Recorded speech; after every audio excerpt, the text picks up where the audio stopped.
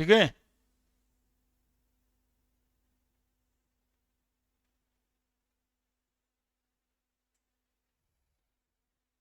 तो क्लियर हो गया कि फिनॉल इलेक्ट्रोफिलिक सब्स्टिट्यूशन रिएक्शन में क्यों जाता है, क्यों इतना चिंता में, कोई बात है। घर से आने का चिंता होता है, लेकिन अब घर वाले लोग का बहुत सारा ये रहता है कि बेटी पढ़ेगी कुछ करेगी, उस पर सोचना है।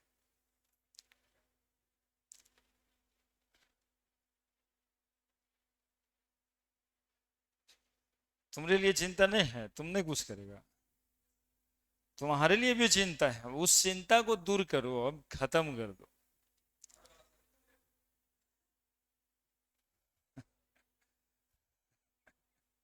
उसी के लिए खड़ा है कि कुछ करना है, जो करना है उसके पीछे भागो, ये सब तो बस है ही है।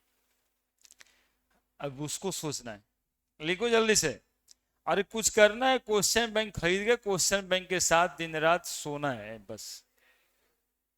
क्वेश्चन बैंक उठे तो भी क्वेश्चन बैंक, सूते तब भी क्वेश्चन बैंक। अब तो बोर्ड का क्वेश्चन बैंक और आईआईटी का क्वेश्चन बैंक यही माथे के पास होना चाहिए। अब तैयारी करने का दूसरे तरीका हो गया, अब क्वेश्चन बैंक के साथ ही जीना है। क्या पूछता है उसी से लीड मिलेगा, पढ़ना क्या है और क्या और क्या, इसके लिए क्वेश्चन बैंक हो गया। अब रिएक्शन पढ़ेंगे, जिस रिएक्शन में आपको दिखेगा, नहीं हुआ। पहला nitration reaction,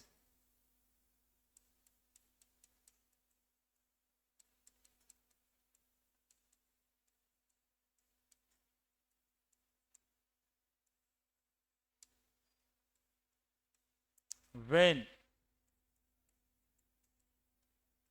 phenol is reacted with dilute nitric acid, it form ortho and para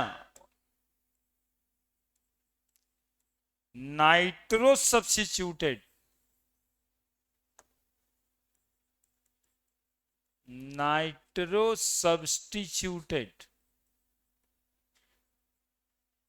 phenol।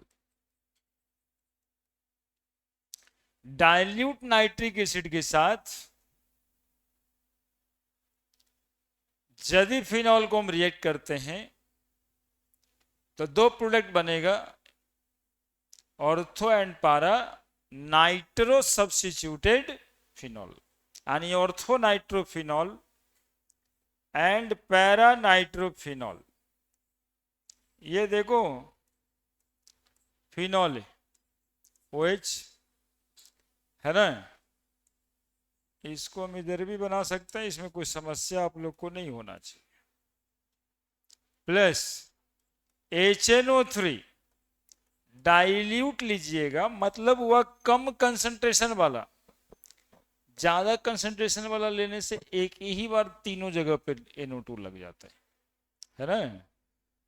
तो HNO3 से ना इलेक्ट्रोफाइल जनरेट होगा NO2 प्लस, कैसे हम पहले बताएं, और OH माइनस।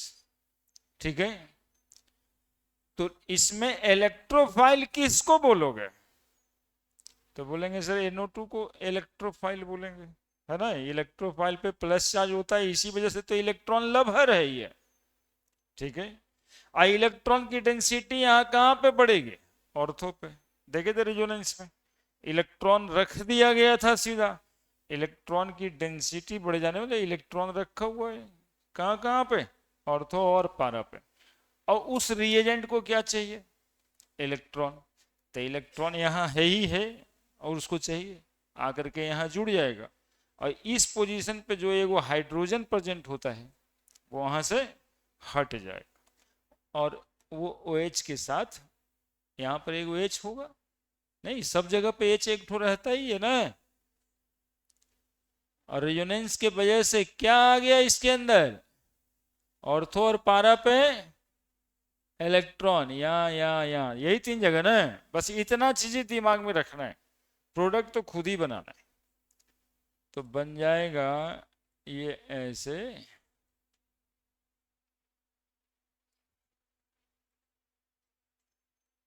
ओ एच तो रहेगा ही, यहां जोड़ दें NO2। क्या, चूंकि इलेक्ट्रॉन पैरा पे भी आता है तो कुछ परसेंटेज ये भी बनेगा और कुछ परसेंटेज पैरा वाला भी प्रोडक्ट बनेगा। मतलब 100 मॉलिक्यूल ये लिए होंगे तो 70 गो ऐसा बन गया होगा, 30 गो ऐसा बना होगा। 70 ऐसा बनने के पीछे कारण क्या है कि ये मोर सिमेट्रिकल होता है, प्लेसमेंट 180 डिग्री के एंगल पे। और ये है आपका माइनर, क्या बोलते हैं इसको, ऑर्थो नाइट्रो फिनॉल। और इसको क्या बोलते हैं, पारा नाइट्रो फिनॉल, है ना। वो ऑर्थो नाइट्रोफिनॉल और ये पैरा नाइट्रोफिनॉल। निकलेगा क्या, -H2, ये OH माइनस और ये H2 यहां जुड़ा है तो ये H हटाए, that is why they call substitution. H हटेगा और OH जुड़ेगा।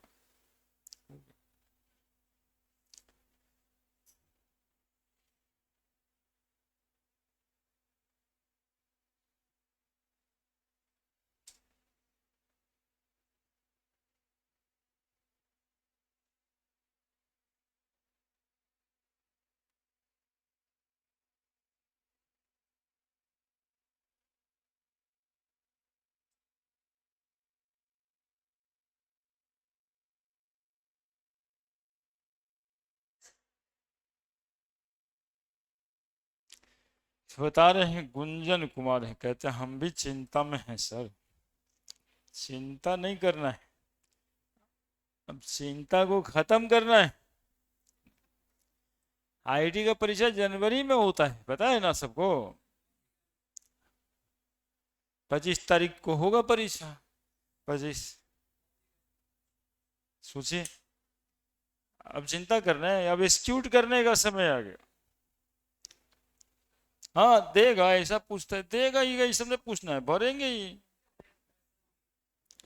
भाई, वो ऐसे ही बोलता रहा। ये सबसे डिमोटिवेट नहीं करना है। हाँ, इसमें हम बता दें, एक आध को बगल वाला मिलेगा, काहे का खर्चा करेगा यार, एक 1500 रुपया लगता है। सबसे इम्पोर्टेंट तो वही था, 2 साल तो उसी के लिए लगे रहे, तो 2 साल में 2 लाख खर्चा हो गया, वो 1500 के लिए 2 लाख खर्चा किए। हाँ, मतलब जो भी, कम से कम 2 4 को फॉर्म वॉर्म भर के परीक्षा का ये लेना चाहिए, उससे दिमाग में बहुत बात जाता है, वही टर्निंग पॉइंट होता है, लाइफ का turning point. Minimum degree BTech, ये जानिए आप लोग, मिनिमम डिग्री बीटेक है रे। फलानवा सिंह कॉलेज में ना पढ़ना पड़े ऐसा सोचिए, नहीं तो Ram Lakhan Singh Yadav college of arts and science में जाना पड़ता है, तो वो खराब है। कम से कम बीटेक कर लेना चाहिए। उसके बाद यदि मन है तो फिर BPSC देके मास्टरों बन सकते हैं। लेकिन अब मास्टर का भी एक जमात होगा, तो कोई BA किए हुआ, कोई बीटेक किए हुआ, वैल्यू ज्यादा किसका होगा, बीटेक का। सर बीटेक कर ले, है ना, सर अपने ज्वाइन कर लें, ट्यूशन उसनो चलेगा, कोचिंगों में पढ़ा सकते।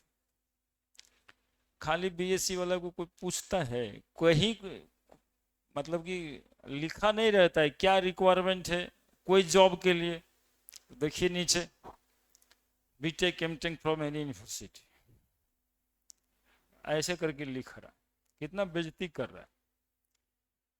तो कम से कम सुनिएगा एक बात और, बहुत इंपॉर्टेंट, इस साल भी आया है, मतलब ये हर साल आता है दोनों ही बोर्ड में। सवाल है यहाँ टॉपिक पढ़ना क्या रहता है कि इस ऑर्थोनाइट्रोफिनॉल को हम लोग कहते हैं अस्टीम volatile.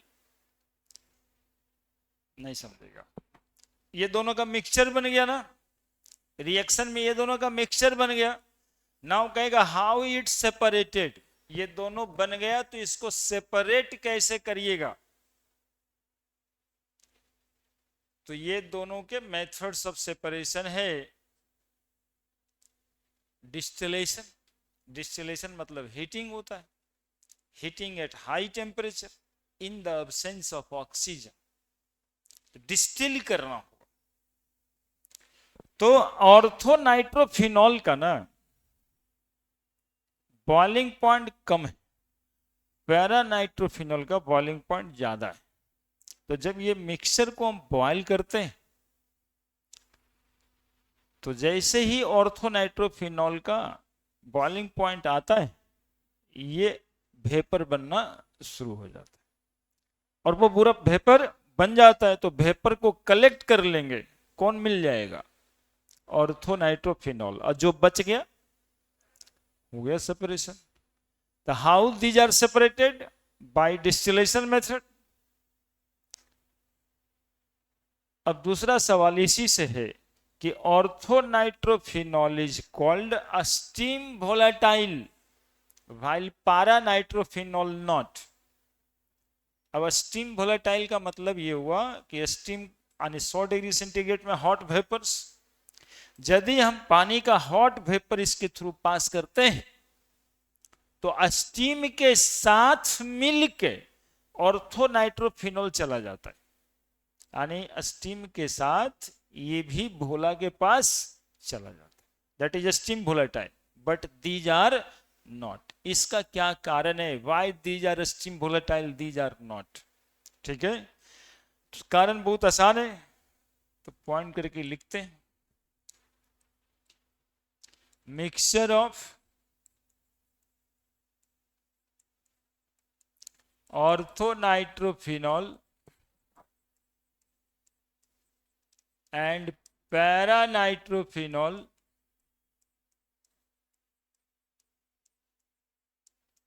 is separated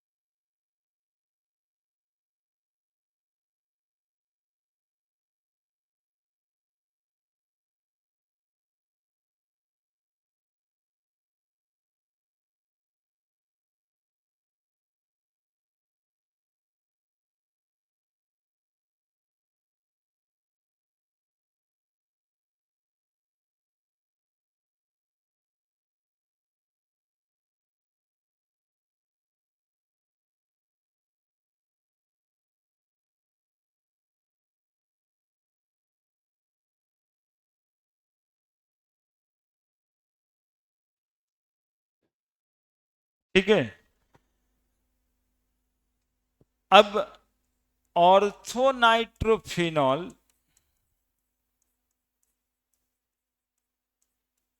is a steam volatile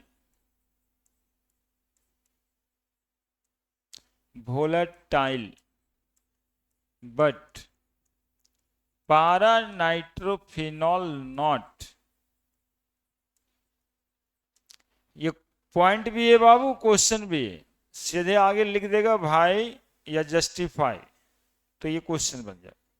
orthonitrophenol क्या होता है, यहां पे क्या लिखें? स्टीम वोलाटाइल वेपर बन जाएगा स्टीम के साथ। यानी स्टीम तो खुद ही वेपर ही है ना, उसको उसमें डाल दें, ये उसी के साथ उड़ जाएगा और कलेक्ट कर लेंगे हम लोग।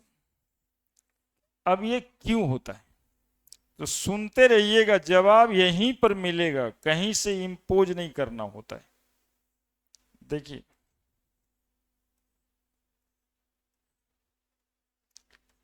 ऐसे है, यहां पर OH और यहां पे NO2, यही ना NO2 का स्ट्रक्चर। कुछ दिखाई दिया है आप लोगों को? जैसे इसे देखिए, ऑक्सीजन पे माइनस, हाइड्रोजन पे, ये दोनों के बीच बॉन्डिंग लगने लगेगा और इसको बोलते हैं इंटरामॉलिकुलर, इंटर नहीं, इंटरामॉलिकुलर हाइड्रोजन बॉन्डिंग। और इंटरामॉलिकुलर हाइड्रोजन बॉन्डिंग के वजह से क्या होगा कि साइज में कॉन्ट्रैक्शन होगा, छोटा होगा। यह एक ही मॉलिक्यूल के अंदर लग गया ना, जिसके वजह से इसके बॉइलिंग पॉइंट डिक्रीज कर जाता, घट जाता है। सरफेस एरिया डिक्रीज किया है ना, बॉइलिंग पॉइंट क्या कर जाएगा, बॉइलिंग पॉइंट इज लेस। यानी intramolecular hydrogen bonding boiling point को क्या करता है, कम करता है। बेसिकली क्या करता है, ये सरफेस एरिया घटा देता है। अब दूसरा बात है पारा नाइट्रोफिनॉल नॉट। तो पैरा नाइट्रोफिनॉल में इंटरमॉलिक्यूलर हाइड्रोजन बॉन्डिंग का क्या हाल चाल है, जरा देख लेते हैं। OH NO2 तो इधर है,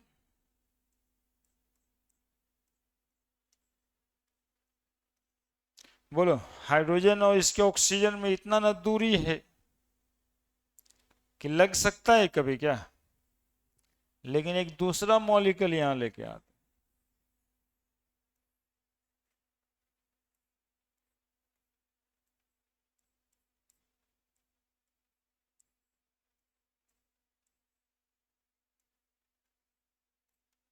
अब जरा देखो तो, लग गया। एक मॉलिक्यूल ये, एक दूसरा मॉलिक्यूल ये, दो मॉलिक्यूल के बीच जो बॉन्ड लगा बना, उसको क्या कहेंगे? इसको बोलेंगे इंटरमॉलिक्यूलर हाइड्रोजन बॉन्डिंग। देखो जी, दोनों सेम ही लग रहा है सबको, एक अक्षर का अंतर है, इंटरा, यहां देखो इंटर, बस इतना ही। इस इंटर मॉलिक्यूलर हाइड्रोजन बॉन्डिंग की वजह से दो मॉलिक्यूल के बीच का फोर्स ऑफ अट्रैक्शन बढ़ जाता है, और जिसके बढ़ने से बॉइलिंग पॉइंट बढ़ जाता है। इससे क्या होता है, बॉइलिंग पॉइंट इंक्रीजेस। तो दोनों मॉलिक्यूल एक फॉर्मूला रखता है नहीं, ऑर्थोनाइट्रोफिनॉल और पारा नाइट्रोफिनॉल का फॉर्मूला अलग अलग है कि सेम ही है? बोलो सेम है। अरे दोनों एक ही चीज है, केवल अंतर है कि ऑर्थो पे NO2 लगा हुआ है और इसमें पैरा पे लगा हुआ है, सारा चीज सेम है। लेकिन ऑर्थोनाइट्रोफिनॉल का बॉइलिंग पॉइंट कम होता है और पारा नाइट्रोफिनॉल की बॉइलिंग पॉइंट ज्यादा होता है, इसलिए कि इसमें इंटरा मॉलिक्यूलर हाइड्रोजन बॉन्डिंग होता है और इसमें intermolecular bonding. Intra molecular hydrogen bonding की वजह से इसके बॉइलिंग पॉइंट कम होता है और ये स्टीम वोलेटाइल होता है, जबकि ये इंटरमॉलिक्यूलर हाइड्रोजन बॉन्डिंग की वजह से इसका बॉइलिंग पॉइंट ज्यादा होता है और ये स्टीम वोलेटाइल नहीं होता है। ठीक है, सारा कारण सामने लिखिए।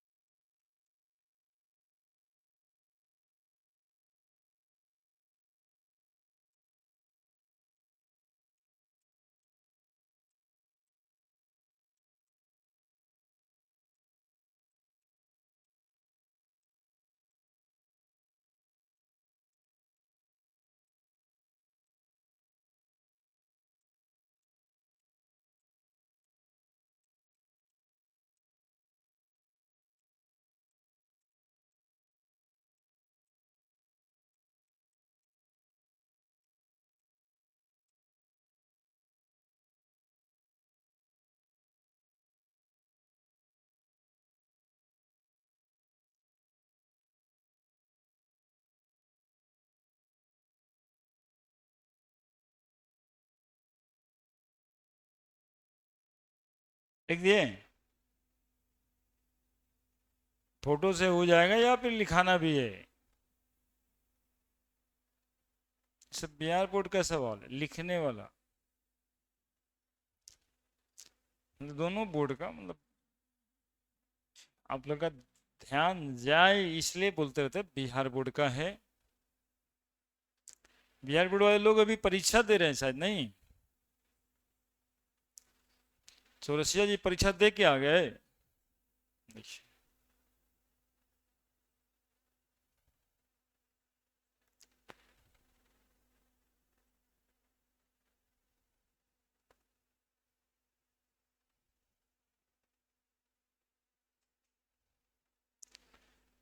मन लगाइए, मन लगाइए, मन ही नहीं लग रहा है।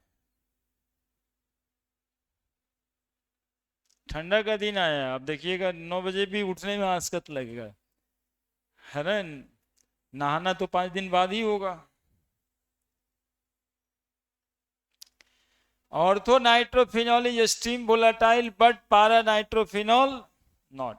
यदि ये क्वेश्चन किया जाए भाई, जवाब नीचे है कि ऑर्थो नाइट्रोफिनॉल में इंटरामॉलिक्यूलर हाइड्रोजन बॉन्डिंग होता है, जिसके वजह से सरफेस एरिया मॉलिक्यूल का डिक्रीज कर जाता है और बॉइलिंग पॉइंट घट जाता है।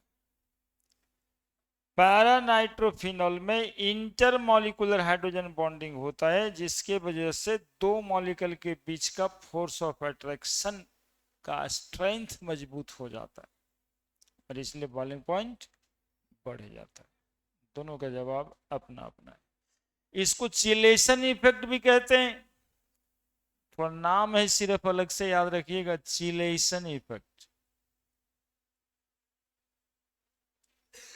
और इसी को ऑर्थो इफेक्ट भी कह सकते हैं, चूंकि ये ऑर्थो पोजीशन पे रहता है तभी वो संभव है।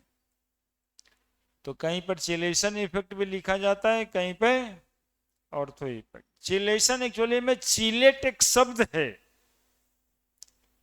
ऑक्टोपस शब्द देखा है और वीडियो में देखा होगा, उसको 8 वो पैर होता है। कोई शिकार करते रहेगा तो वो 8 पैर से शिकार को अपनी तरफ करने का कोशिश करेगा, यानी सिकुड़ाएगा पूरे शरीर को। सोचिएगा ऐसे आ जाए, that is called chelate formation. ये सिकुड़ता है मॉलिक्यूल, इंटरामॉलिक्यूलर हाइड्रोजन बॉन्डिंग, इसीलिए चिलेशन इफेक्ट भी कहते हैं, और कोई विशेष बात नहीं। ऑर्थो पोजीशन पे रहेगा तभी लगेगा, दैट इज ऑर्थो इफेक्ट। सिकुड़ता है मॉलिक्यूल, अपने तरफ करता है साइज छोटा, दैट इज बाय चिलेशन। और इंट्रा मॉलिकुलर हाइड्रोजन बॉन्डिंग तो है ही, है हाइड्रोजन इन्वॉल्व है। लिख दें तो लिखें, ortho nitrophenol, in case of ortho nitrophenol,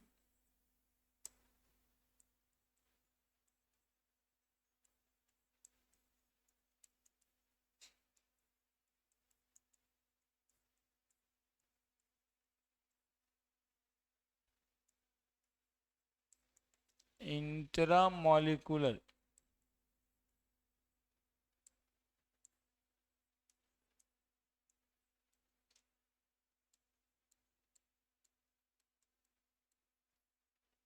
hydrogen bonding occurs due to which the surface area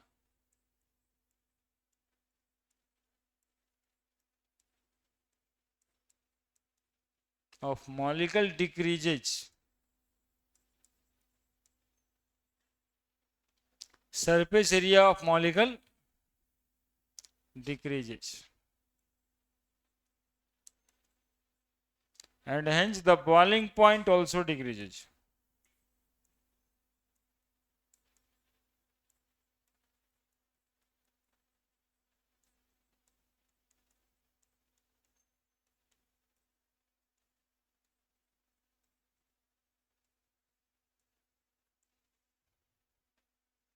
And hence the boiling point also decreases.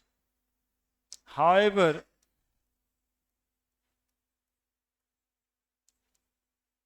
in case of para-nitrophenol,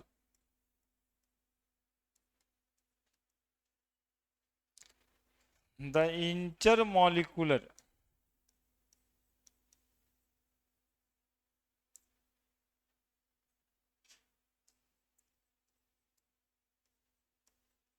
hydrogen bonding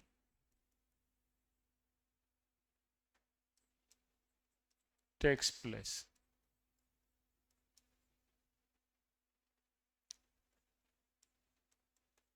Which increases the boiling point.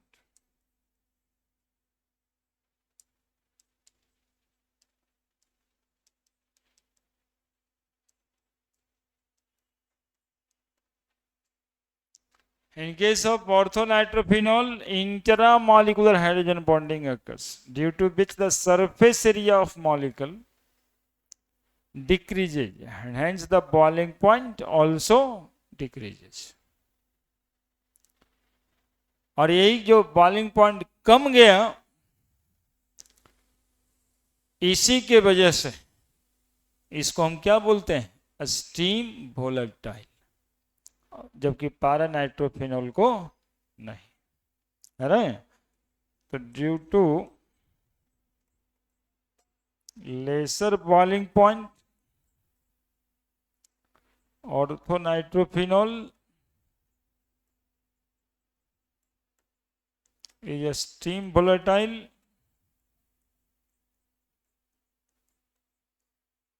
while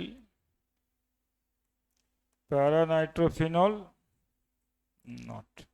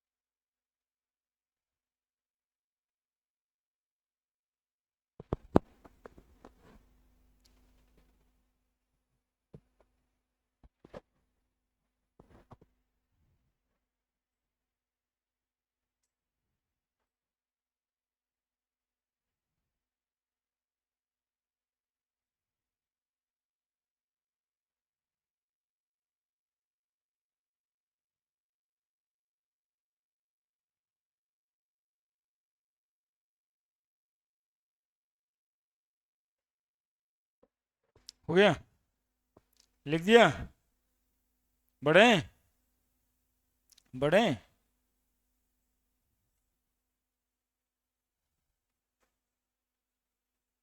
ortho nitrophenol का boiling point कम होता है para nitrophenol से। क्यों कम होता है? तो क्योंकि इसमें इंट्रा मॉलिक्यूलर हाइड्रोजन बॉन्डिंग होता है। दैट्स इतनी तो बात है।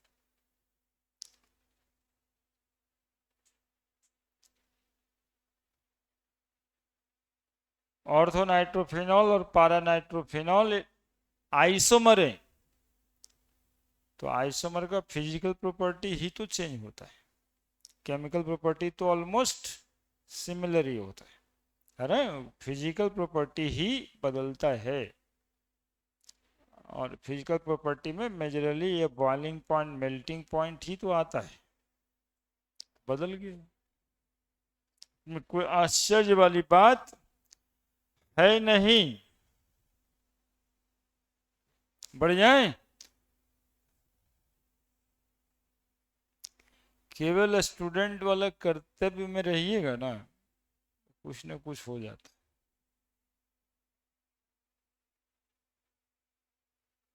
अब स्टूडेंट का कर्तव्य है जहाँ बैठे वहाँ गंदगी न फैलाएं, ये कर्तव्य में ही आता है, ये स्टूडेंट का कर्तव्य है। ये ना कि जहाँ बैठे चिमोकन खा करके सटा दिए कि दूसरे का के लग जाए, वो क्या होता है, वो च्युइंगम। हाँ, ये स्टूडेंट का कर्म नहीं, मतलब ये सब छोटे छोटे बातों से भी समझा जा सकता है। बढ़ जाए, next, when alcohol is when phenol is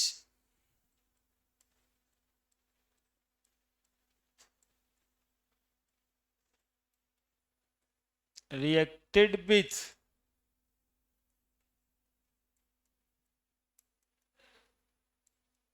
concentrated nitric acid, concentrated nitric acid,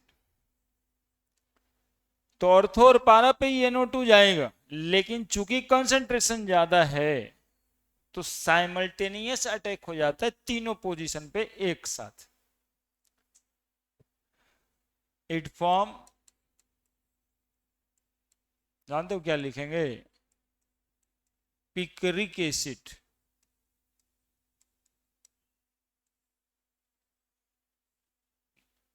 common नाम है, जानबूझ के लिखें ताकि दिमाग पे थोड़ा जोर पड़े।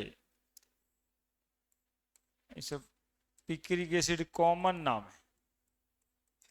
HNO3 कंसंट्रेटेड, HNO3 से इलेक्ट्रोफाइल जनरेट होगा, कौन सा? बोलो, कौन सा इलेक्ट्रोफाइल जनरेट होगा? NO2। ऑर्थो पोजीशन पे इलेक्ट्रॉन डेंसिटी बढ़ता है, पैरा पोजीशन पे इलेक्ट्रॉन डेंसिटी बढ़ता है। ये देखो, कंसंट्रेशन ज्यादा है, ये दोनों पोजीशन को साइमल्टेनियसली ऑर्थो ही कहा जाता है, और ये पोजीशन पैरा। 1 2 3 4 5 6, 2 4 6 ट्राई नाइट्रोफेनॉल, इसी को कॉमन नाम है इसका पिक्रिक एसिड। प्रिपेयर्ड होंगे, लिखिए।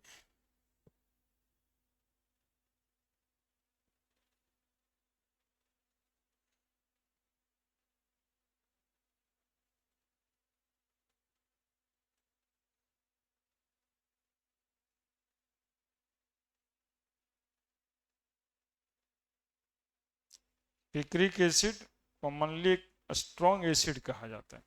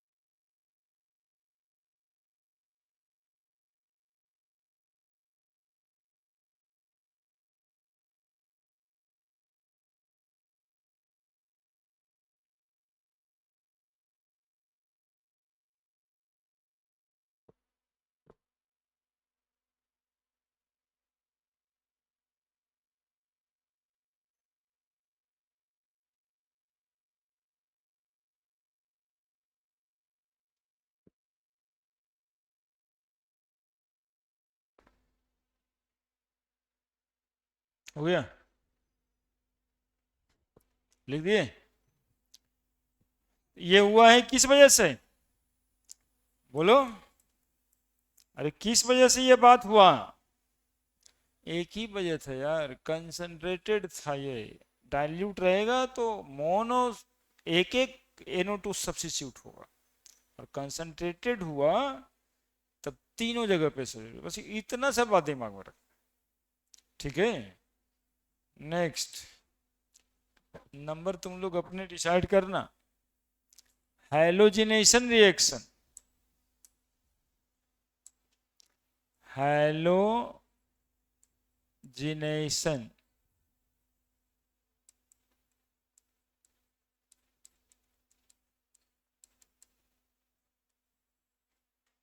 Halogenation reaction, when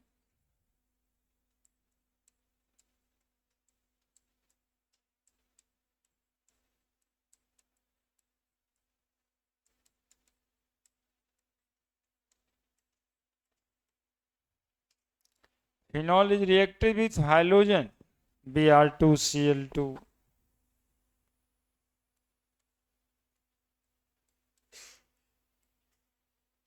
in the presence of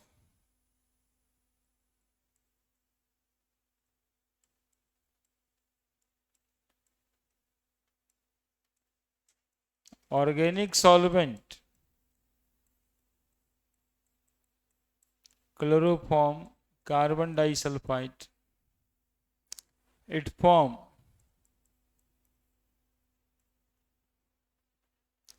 monohalogenated ortho and para substituted phenol.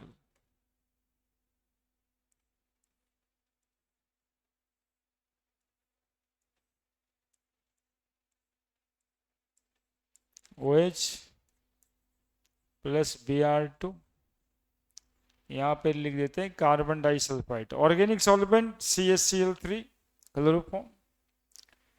ये Br2 ऐसे तो लुईस एसिड का जरूरत होता है, दैट इज FeBr3, है ना। ये दो चीज में कन्वर्ट हो जाता है, याद कीजिए हाइड्रोजन वाला चैप्टर में पढ़ाए थे, Br प्लस और FeBr4 माइनस।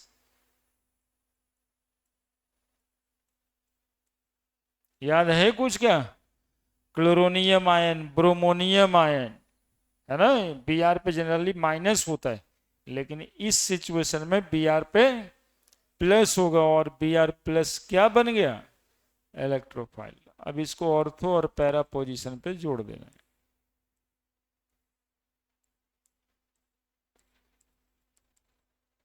यहाँ पे लगा दिए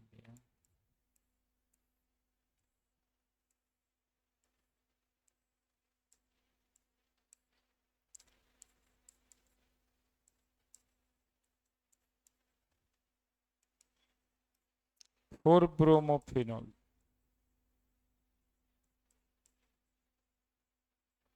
और इसी का नाम क्या होता है, पारा ब्रोमोफिनॉल। और ये ऑर्थो ब्रोमो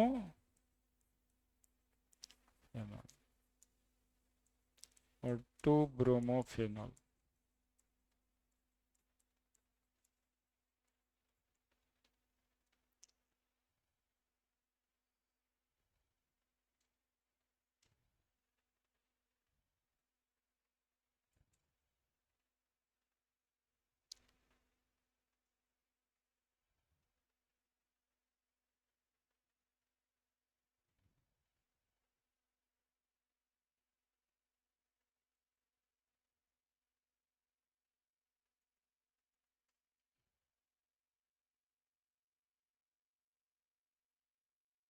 हम्म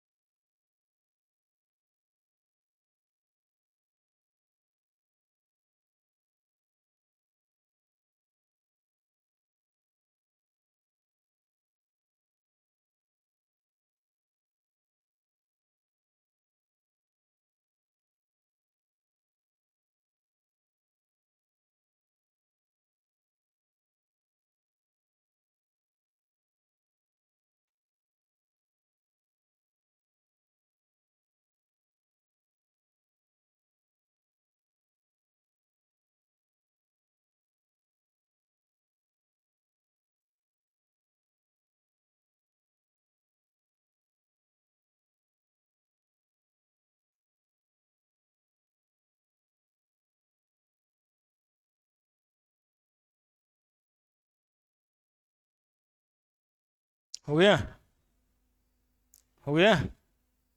और यही बात जब ब्रोमीन का एक्सेस कंसंट्रेशन होगा, जिसको हम लोग ब्रोमीन वाटर भी कह देते हैं, तो तीनों पोजीशन पे एक साथ ब्रोमीन लग जाएगा, है ना, ऑर्थो पैरा और तीनों पोजीशन 2 4 6 वाले पे। तो इसी में अगला, when phenol is reacted with bromine water, it form 2 4 6 tribromo phenol, है ना। ब्रोमीन वाटर कहने का मतलब है Br2 एक्सेस अमाउंट में।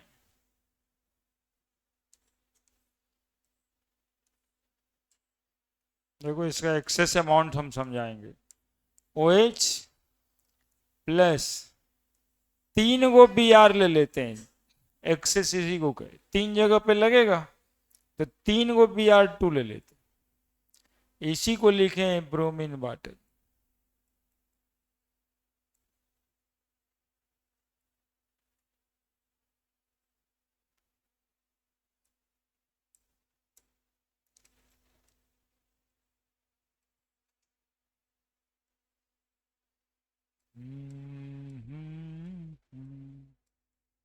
यहां भी लगेगा Br, यहां भी लगेगा Br, और यहां भी लगेगा Br।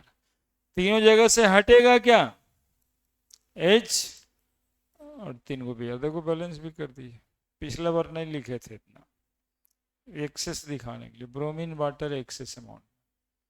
यहाँ लुइस एसिड क्या प्रेजेंस रहता है, FeBr, है ना।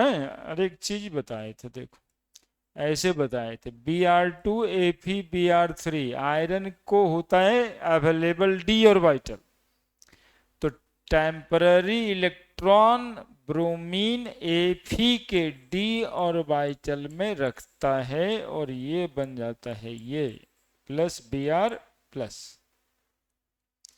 अब ये Br प्लस इलेक्ट्रोफाइल बन कर करके सब्स्टिट्यूशन में गया, और FeBr4 माइनस जो है यहां से निकला है, रिएक्शन से निकला है, सब जगह से H सब्स्टिट्यूट हो रहा है, तो ये भी Br3 वापस बन जाता है, और ये H और एक वो Br के साथ मिलके क्या बन जाता है, H। यही तो होता है अंदर अंदर।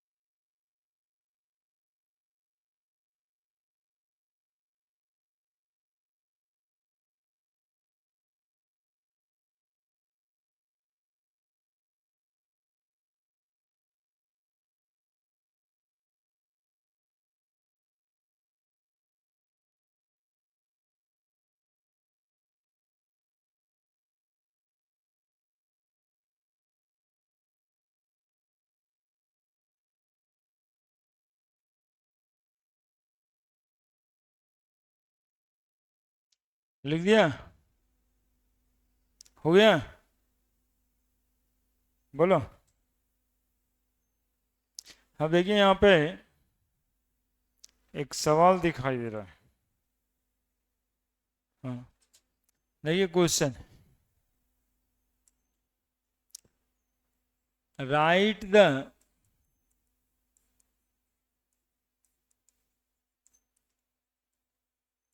Structure of the major product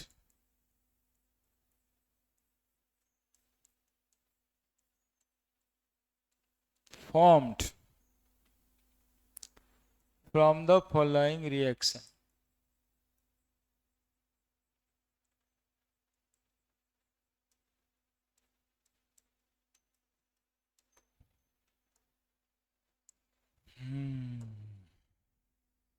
A.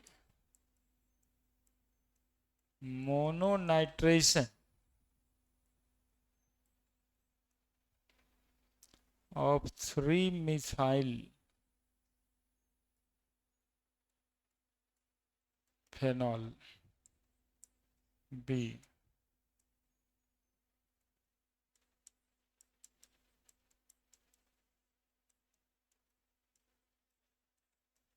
Dinitration of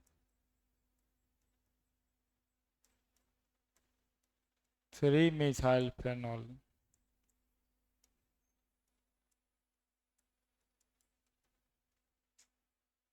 Mononitration of vinyl methanoate.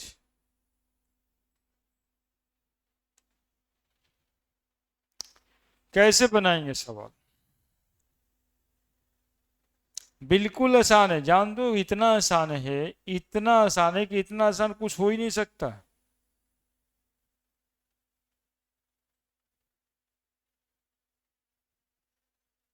देखो कोई देखेगा, किसी को फुर्सत नहीं, पढ़ने का फुर्सत है किसी को?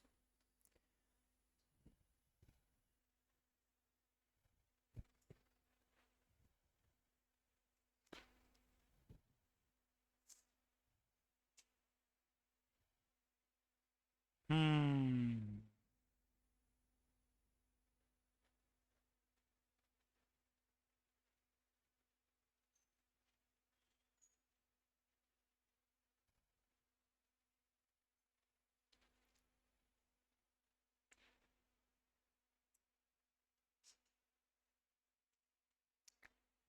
Major product form from the following reaction.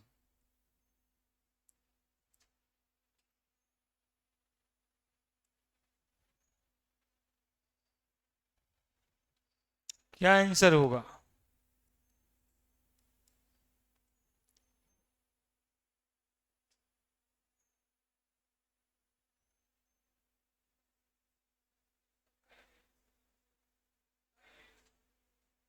दो जगह पे NO2 लगाएंगे, ऑर्थो और पारा पे।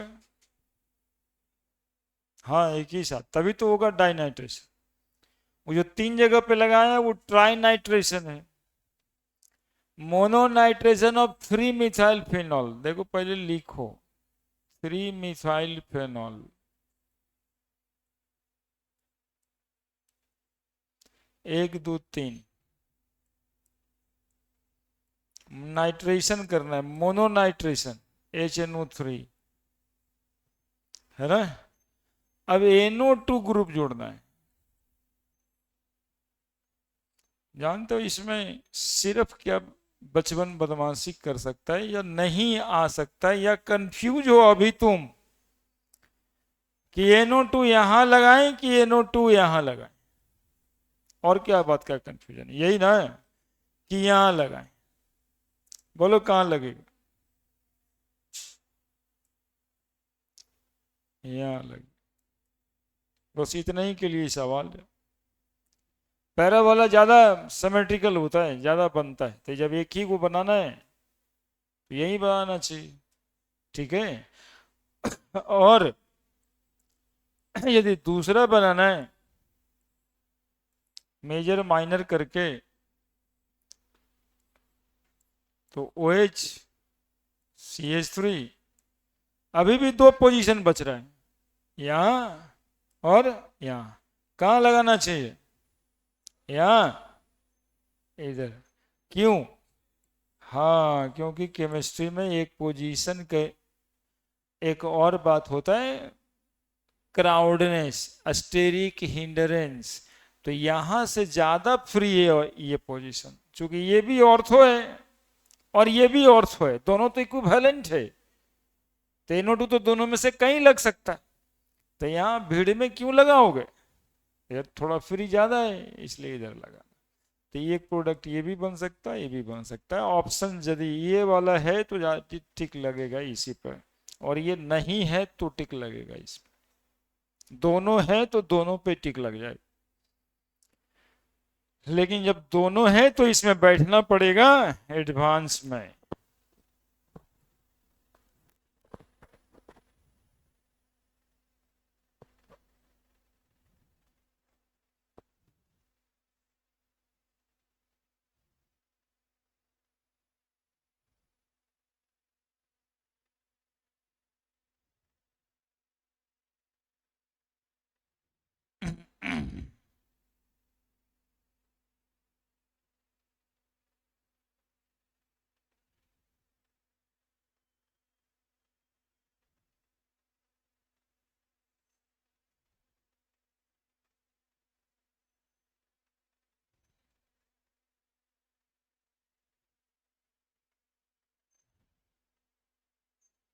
हो गया?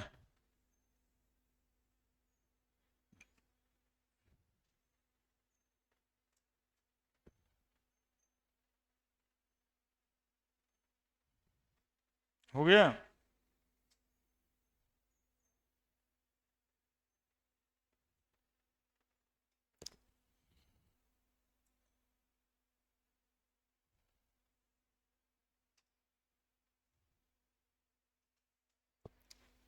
डाइनाइट्रेशन,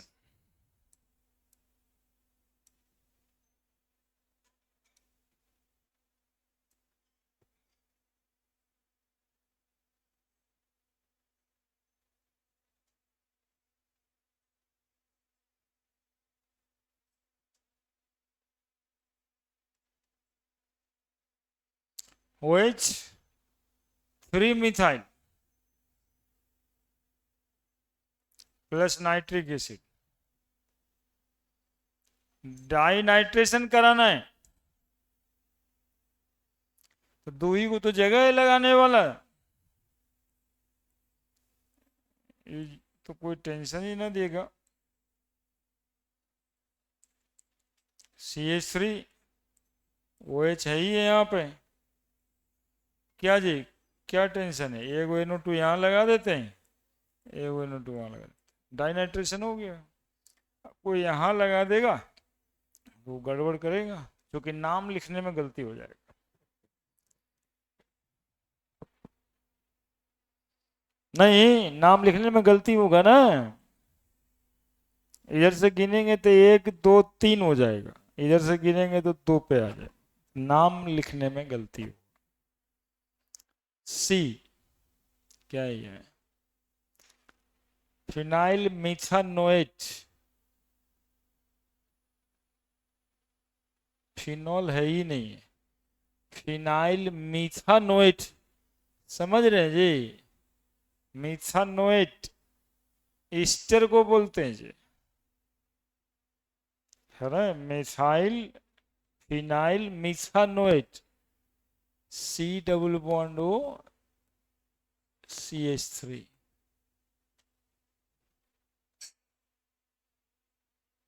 फिनाइल मिथानोएट HC∠O इस तरह से, ये हो गया फिनाइल, एक कार्बन मिथानोएट, इथानोएट नहीं है, मिथानोएट, है ना? C∠O से जुड़ा हुआ है बेंजीन रिंग H, फिनाइल मिथानोएट। ठीक है, ये फिनाइल मिथानोएट है ना, ऑक्सीजन से जुड़ा हुआ है, फिनाइल एक कार्बन है, मीथेन ई हटा के, OH, फिनाइल मिथानोएट। देखो कंडीशन वही वाला है, इस पे लोन पेयर है। हम्म?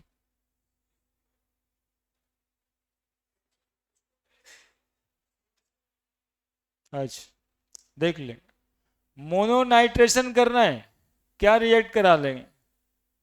HNO3। कहाँ पे NO2 जोड़ेंगे इसमें? कहाँ है जगह? पैरा ही ना जी, OCOH, यहाँ पे जोड़ देंगे NO2। दूर करते कंफ्यूजन, लिखो लिखो, क्या बोल रहे, कहाँ मिथाइल होगा देख लेते, बताते हैं।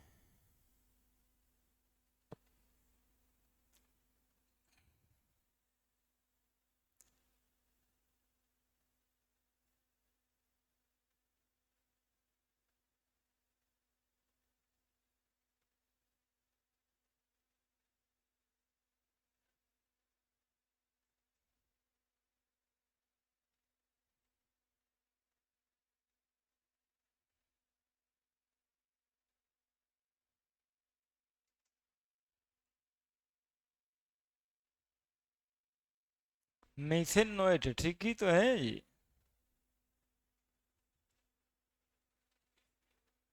नहीं होगा, वो इथेनोएट हो जाएगा।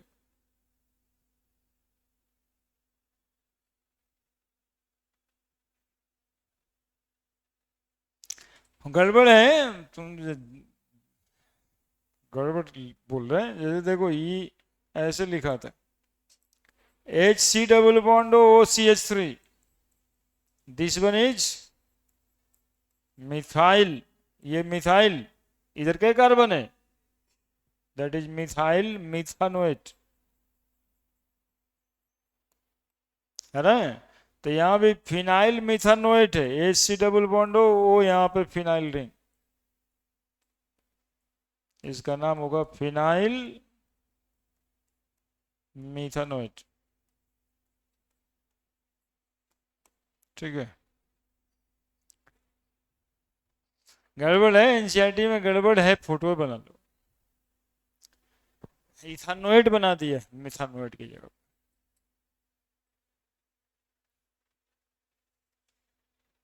देख लिया, बढ़े आगे।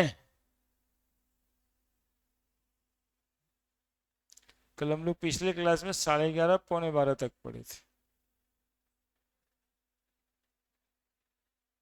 हम्म?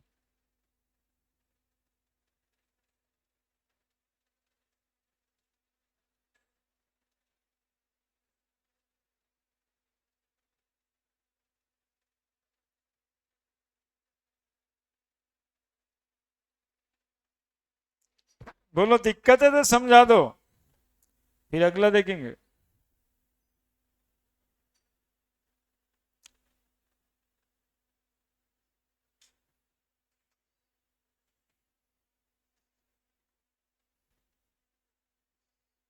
कोलवे रिएक्शन अगला पढ़ना है,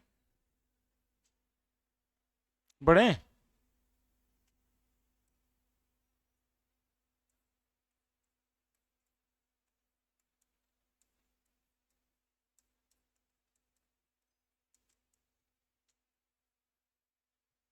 कोलवे रिएक्शन, नेम रिएक्शन में याद रखना है इसको, नेम रिएक्शन लिखवा देंगे।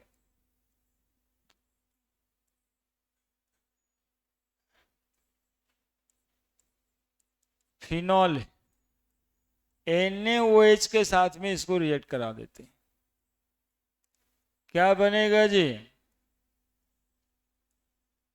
कुछ बोलो, ऐसे एकदम चुप नहीं रहो, कुछ बोलना चाहिए। देखो ये OH यहाँ सटेगा, ये OH यहाँ सटेगा, क्या निकल जाएगा?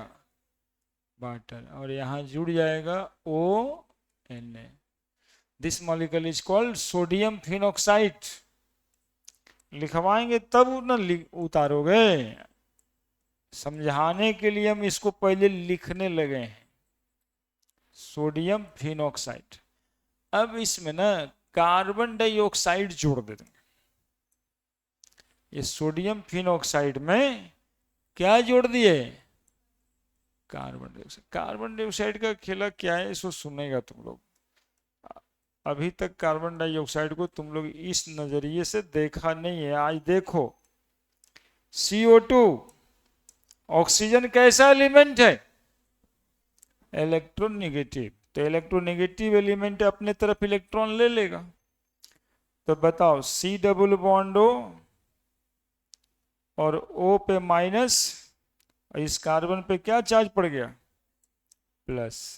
अब कार्बन पे प्लस पड़ने की वजह से कार्बन इलेक्ट्रोफिलिक सेंटर बन गया कि नहीं बन गया, इलेक्ट्रोफाइल बन गया कि ना बन गया। तो ये कार्बन इस मॉलिक्यूल को अटैक कर जाएगा और ये ONA सोडियम फिनॉक्साइड तो रहेगा ही,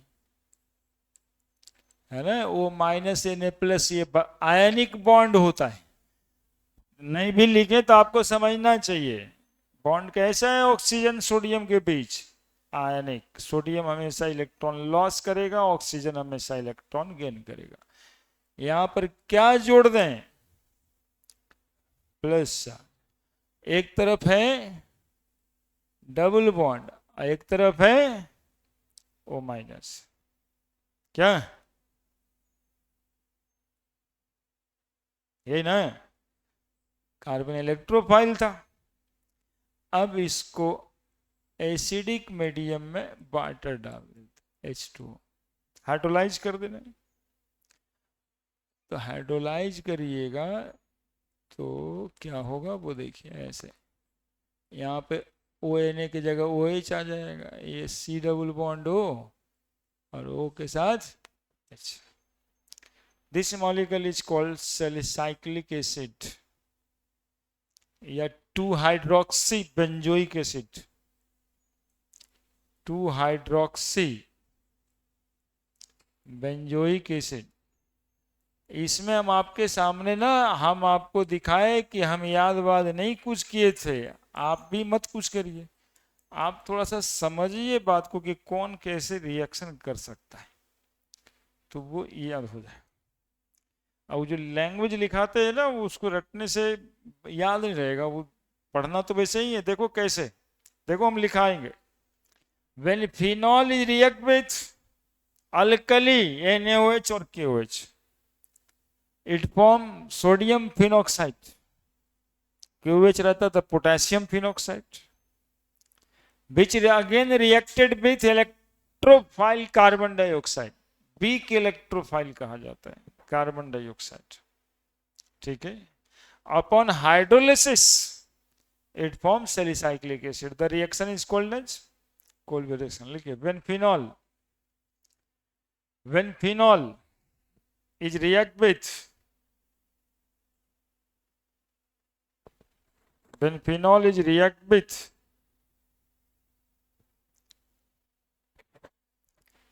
alkali, alkali, alkali, alkali, it form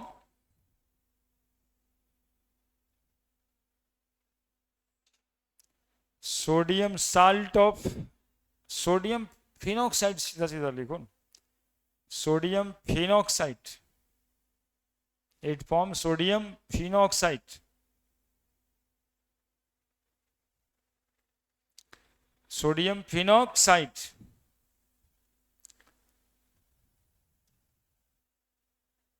sodium phenoxide. थोड़ा बिजी है,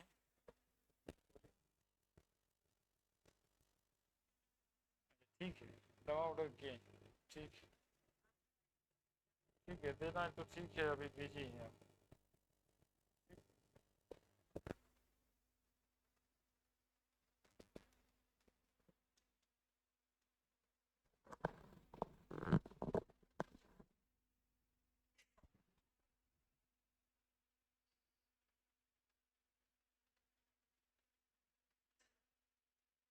लिखा है, कहाँ छोड़ दिए तुम लोग को यार, फोन आ गया बीच में। क्या क्या लिख रहे थे, It forms sodium phenoxide which react with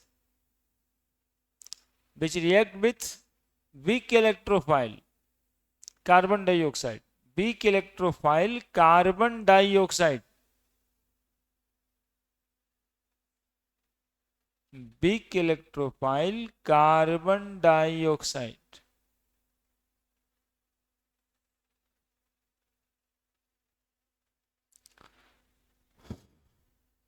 Upon acidifying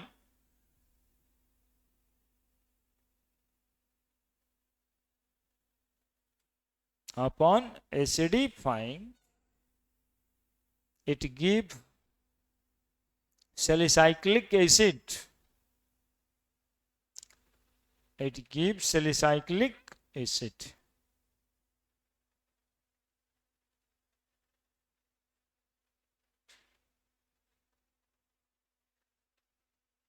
लिख दीजिए reaction.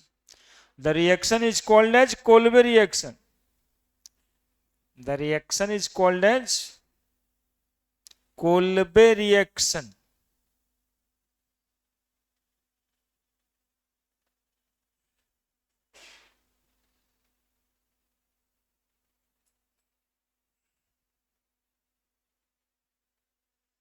The reaction is called as Kolbe reaction. अब रिएक्शन लिखिए.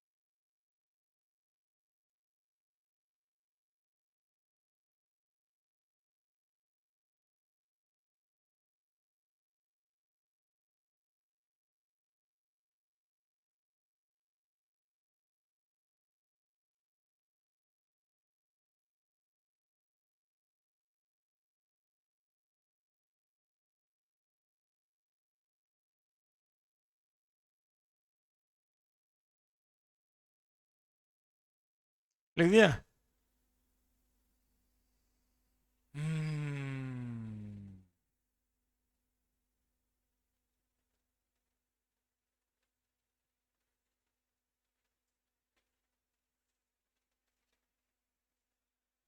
लिख दिया.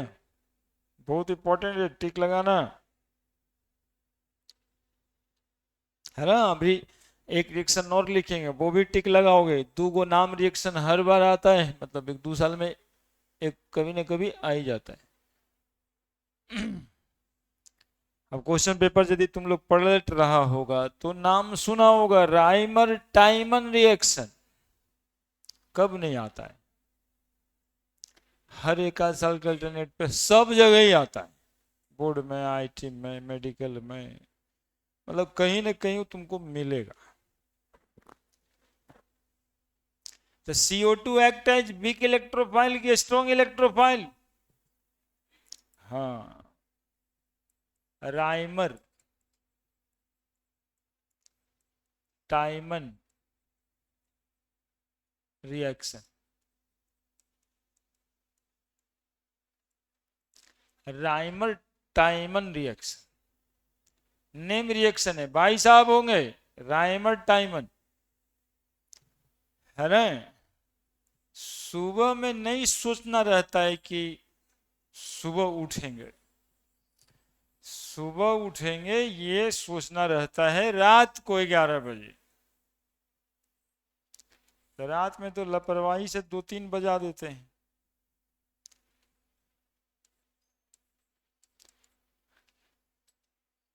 नहीं, कुछ खोजते रहते हैं, मन मुताबिक मिलता नहीं, 2-3 बज जाता है ना। खोज जारी है, फिर आज रात में खोजेंगे।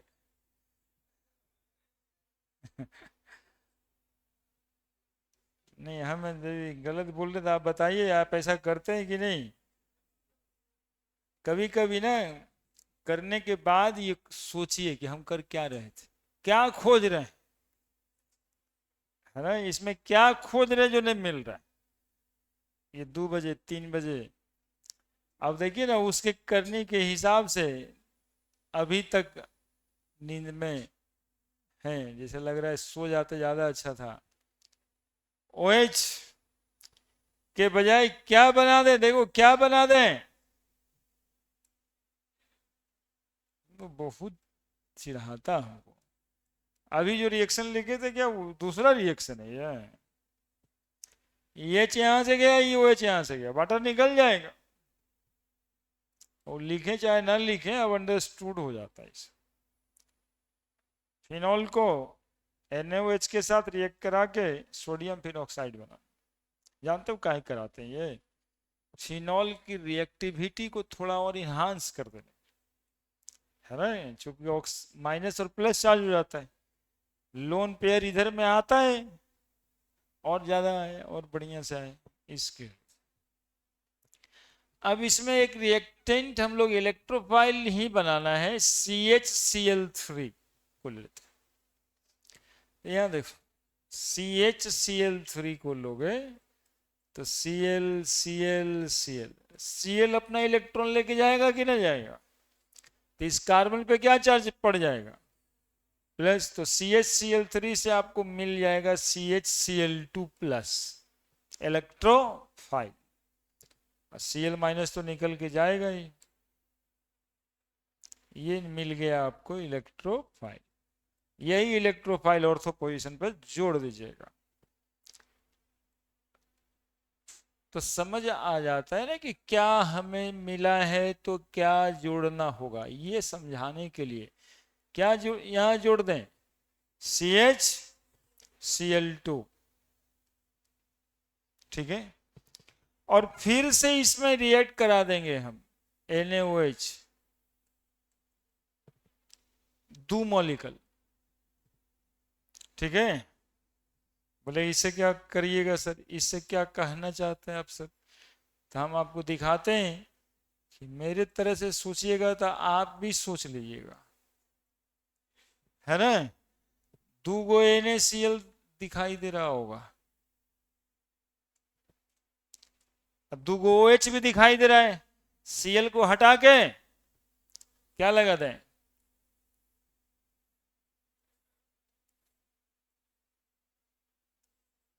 ONA।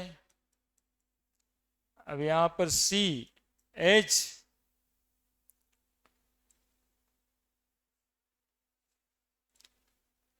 यहां पे OH, और यहां भी एक ही कार्बन पे 2 OH ग्रुप रहता है, क्या हो जाता है? एक ही कार्बन पे 2 OH ग्रुप रहता है तो क्या होता है? OH और H मिलके वाटर बन जाता है यार। अब जरा दिखाई दे रहा होगा, क्या बनता हुआ दिखाई दे रहा है, बताओ बताओ, नाम बताओ। एसिडिफाई कर देंगे, अरे क्या बनता हुआ दिखाई दे रहा है? CH, अल्डिहाइड ग्रुप बन गया, H2O निकल गया, H प्लस से एसिडिफाई कर दिए उसको।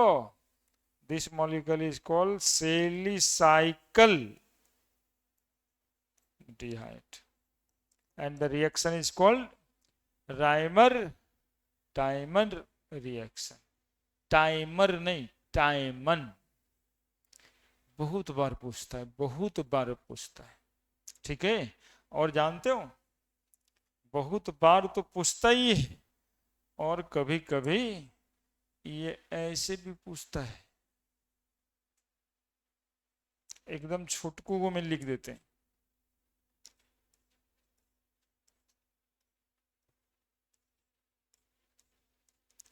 यहाँ पर ऐसे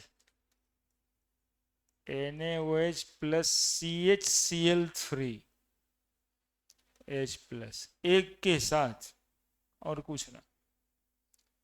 और यहाँ पर आपको दिखाई देने लगेगा OH और CHO।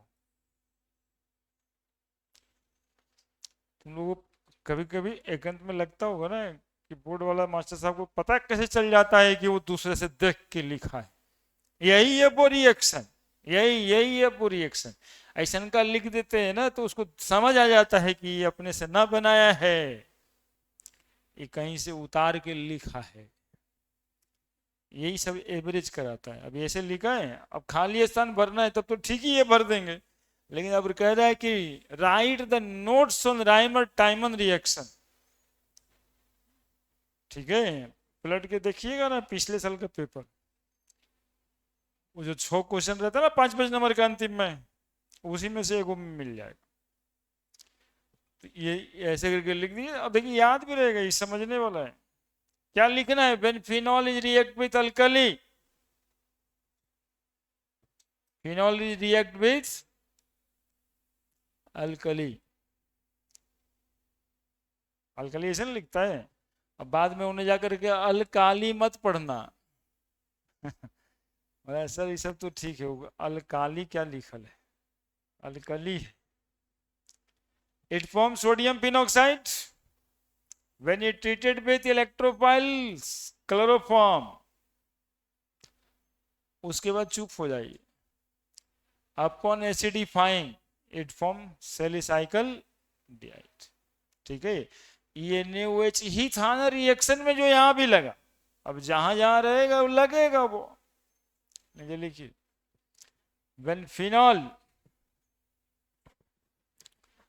phenol is react with alkali, phenol is react with alkali,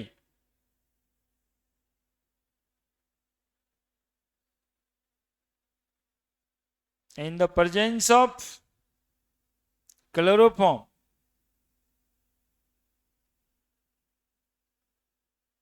in the presence of chloroform,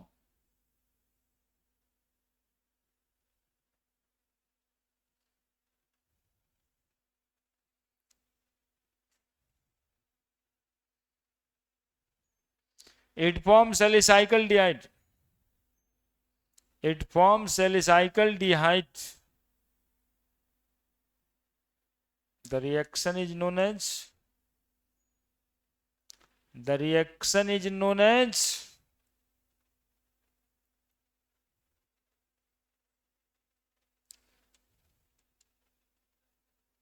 Reimer-Tiemann reaction.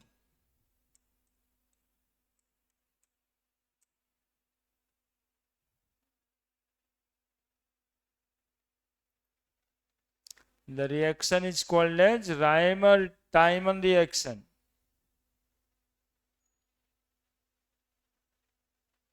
Reaction लिख दीजिए।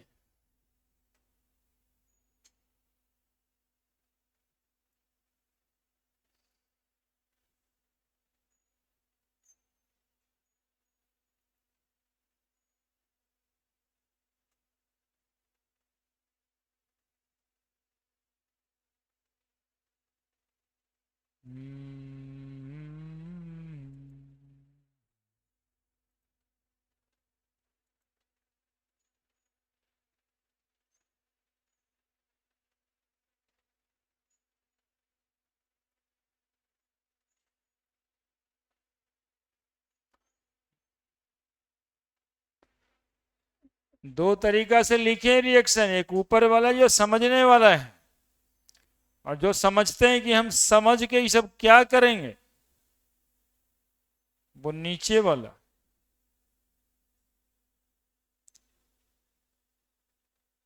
है ना। हमारे घर में अगुआ तो आ ही रहा है, अब समझ के हम क्या करेंगे। तो नीचे वाला।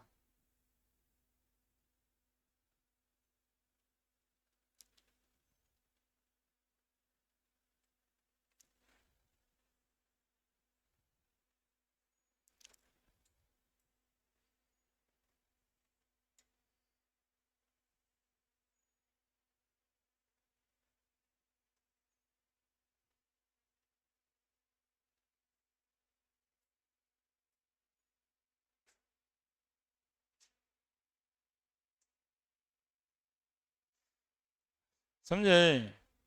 तो अगुआ आएगा तो बिया कर लेगा, कभी रुकेगा।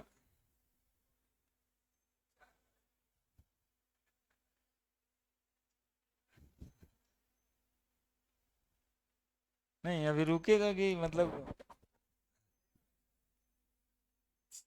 कम से कम बीटेक कर लेना।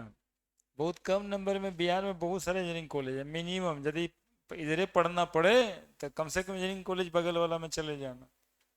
ऐसे तो कोशिश करते हैं रहता आईटी एनआईटी करने का, लेकिन जब वो वाला हालत आ जाए कि अब किसी भी कॉलेज में तो 60-70% पे हो जाता है यार, 50-60 नंबर ला दीजिएगा उसमें, है ना। वो परीक्षा में बैठ जाइएगा, जो फार्म आ गया है हाँ उसको भर दीजिएगा। और याद ही नहीं, 60-70 को नंबर भी कम से कम आए तो ये सब कॉलेज में हम जाना नहीं पड़ेगा। ऐसे हम काहे कहेंगे, ये तो मिनिमम है जो आपके ब्रेन को बेस देगा, बेस, धरातल, कि कम से कम वो, ज्यादा से ज्यादा पूरा आसमान खुला अभी तो, वो भी नहीं, तब थोड़ा सा ठीक नहीं लगता।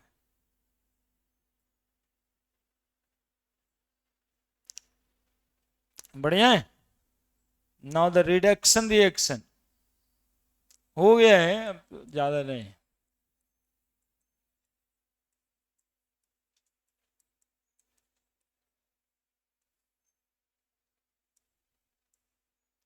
बेनफिनॉल is heated with zinc dust. Zinc ही यहां पे रिड्यूसिंग एजेंट। एक्चुअली में जितना भी मेटल होता है ना, सब रिड्यूसिंग एजेंट ही होता है। It form benzene upon reduction.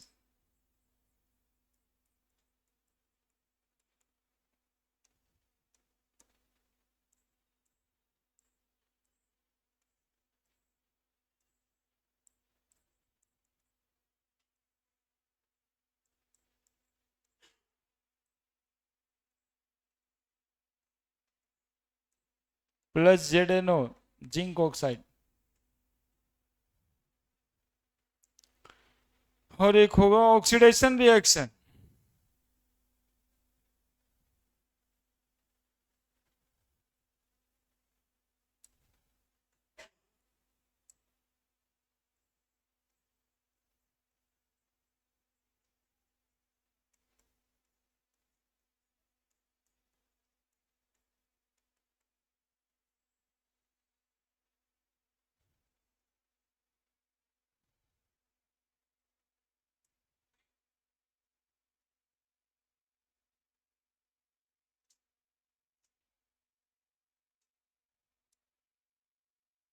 Ben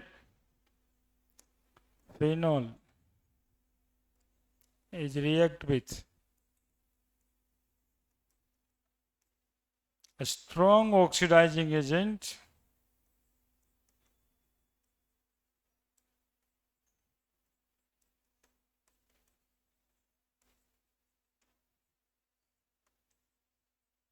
like acidified potassium dichromate।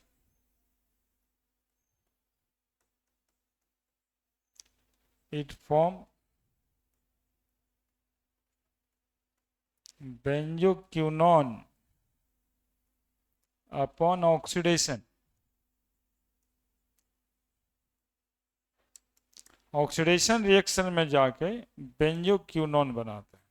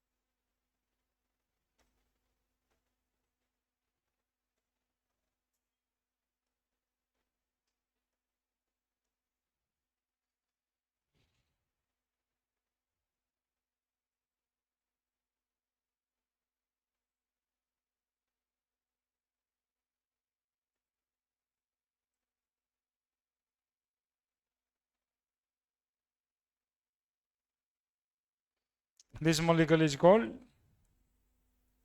Benzoquinone. Oxidation हुआ, एडिशन ऑफ ऑक्सीजन, रिडक्शन हुआ, रिमूवल, हाइड्रोजन मतलब हट गया होगा, हाइड्रोजन हटेगा जी। रिडक्शन में क्या होता है, एडिशन ऑफ हाइड्रोजन, ऑक्सीजन निकला है जिंक ऑक्साइड बन के, देखो Zn से O जुड़ गया, यहां ऑक्सीजन जुड़ गया, ये हो गया आपका केमिकल प्रॉपर्टीज ऑफ फेनॉल।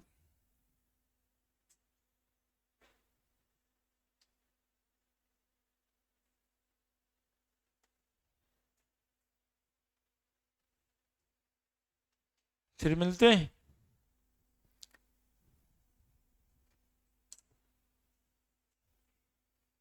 क्या कोई समस्या है क्या, क्या बोलो। उसमें बताना नहीं रहता कुछ भी, वो ऑक्सीडाइजिंग एजेंट है K2Cr2O7 या Na2Cr, ऑक्सीजन देगा, नेसेंट ऑक्सीजन। तो 3 गो बॉन्ड होता है यहाँ पे, डबल बॉन्ड टूटा है, ऑक्सीजन जुड़ा है, और क्या। ऑक्सीजन यहाँ भी देखो, सब रेजोनेंस में पूरा सिस्टम। बेंजोक्विनोन कहते हैं मॉलिक्यूल को। रिडक्शन और ऑक्सीजन, इसमें हाइड्रोजन या ऑक्सीजन यही ना देखना रहता है। इसमें देखो OH था, ऑक्सीजन जिंक के साथ चला गया ZnO, ऑक्सीजन का रिमूवल, हाइड्रोजन, रिडक्शन रिएक्शन। और इसमें addition of oxygen, oxidation reaction हो गया। ठीक है फिर।